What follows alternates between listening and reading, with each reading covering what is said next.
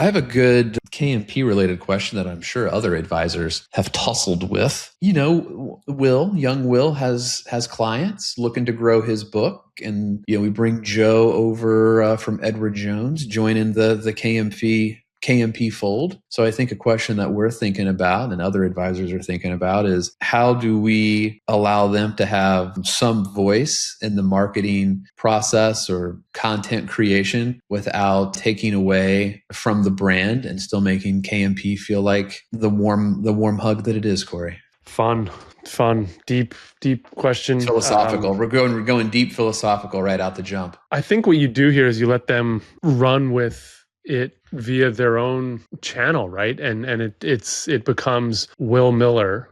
It becomes, Joe's channel, right? It's Joe Wind. It's really them building them instead of them building quote unquote KMP the way you've been doing it. So do you think that is predominant? Now, Will is good about his LinkedIn Sales Navigator, adding ideal clients through connection requests. He's very diligent about that. Is it just the transition of him adding people to Sales Navigator to actually start posting within the wide world of LinkedIn? Is it him just creating thoughtful text posts 3 times a week? I mean, if Will was here, if Joe was here, I'd say, what do you guys want to do? What's your goal? And they'd probably reply to me and say, well, I want to grow my business. The goal is to grow my business. And I'd say right back to them that we've talked about many years ago is let's identify the audience. Let's identify where that audience spends a lot of their time. And let's put thoughtful, engaging, creative things in front of those people consistently. That's really the bottom line. And it's just doing it from... I think it's the same audience. So, I mean, I think that is the good thing, right? It is high achieving professionals. It's the 35 to 50-year-old demo. I mean, I think that's where all of us want to be, and that's who we're serving.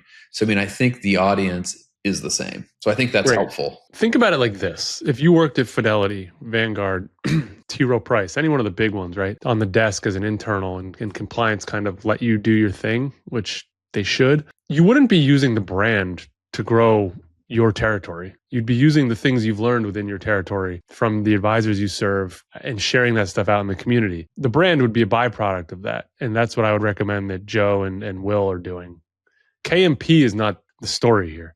It's what does Will have to share with the people that Will wants to call him. But we also don't want, and not that Will or Joe would, but we also don't want amateur Canva creators either. You're going to run into that, right? Like if you're going to unleash their ability to put content out into the world, you have to be comfortable that it likely will not be at the level that yours is considering. I think the message does need to be, right, that if you think about it, if you worked at TD, Fidelity, T. Rowe, all the ones I mentioned, Vanguard, like you can't get fired either. You can't don't be an idiot and have your boss coming to you like, what the hell were you sharing the other day? Like that can't happen either. And that's, even though KMP is a small business, the brand has to be able to survive, apart from what these guys are doing. I always think of the movie Wedding Crashers. I think it's Wedding Crashers Rule 36. I could be wrong here, but it's like only bring attention to yourself in a positive light, right? So you don't want to do, anything that could detract from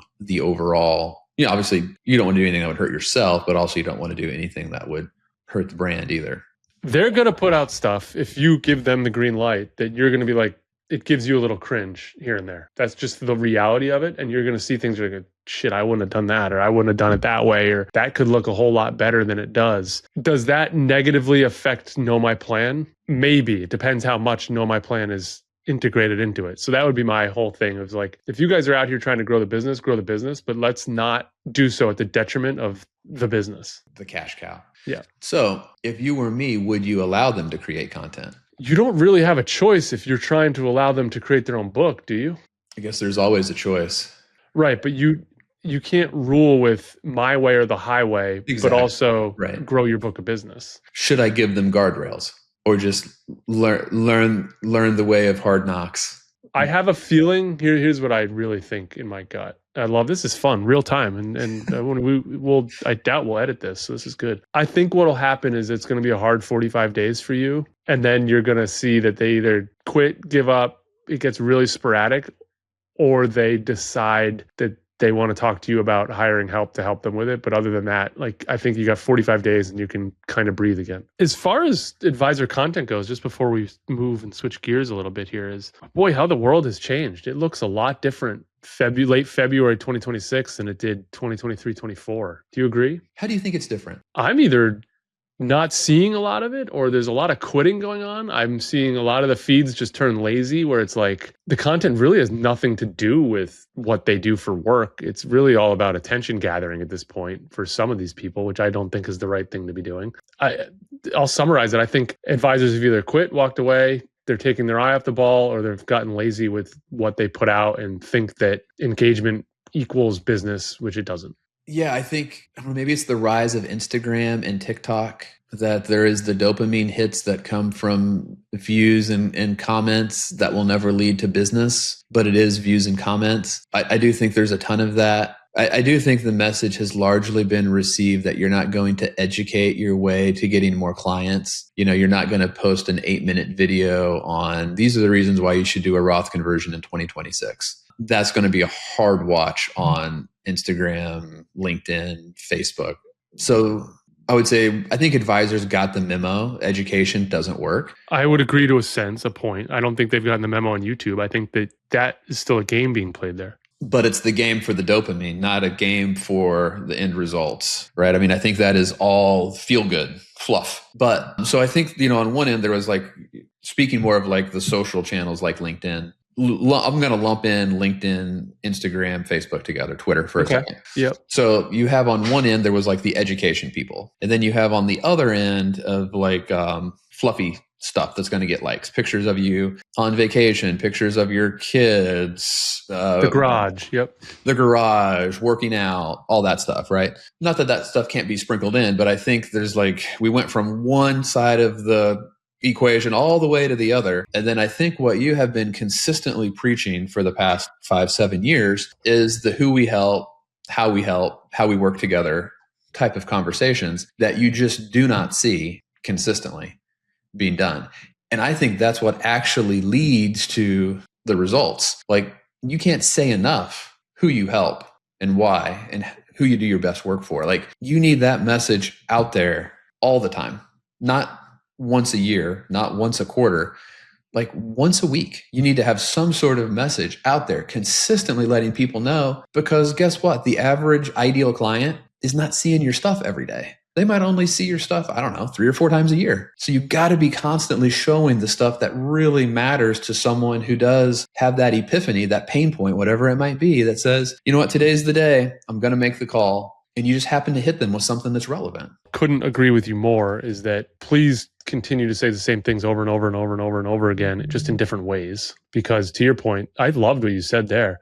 They might only see it 3 or 4 times a year. That's it. You might have posted 67 times. They saw a couple. Do you know how many times I've heard I saw the one video that you did on X? And I'm like, man, I've hit that subject 140 times. Yeah. You know what I mean? I posted that video I posted that one video twice a month, every month. I have videos. Which one did you see? The original? Like there's videos that get through one of the channels that I'm putting out every single month, because I know it leads to conversations. Like when we have a 30-second clip where we talk about the 6 big questions that every family needs to answer. Intuitively, they know they need to answer those questions. Not everybody's ready to do it. But if I run that video every single month, it's going to attract someone every month. Why am I limiting myself to only using the video once? It's crazy. It'd be like Phil Jackson, who has Michael Jordan. He's like, you know what? We love the triangle offense. It's really good. Michael Jordan's the best to ever get the ball in the low post in the triangle. We're going to run it once a game.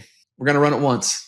Catch him off guard. Catch him off guard. We're going to give it to him one time. No, you got a play that works. You keep running it. The second that I run into that I'd love to know a little bit, like, I don't know that advisors have a lot to talk about.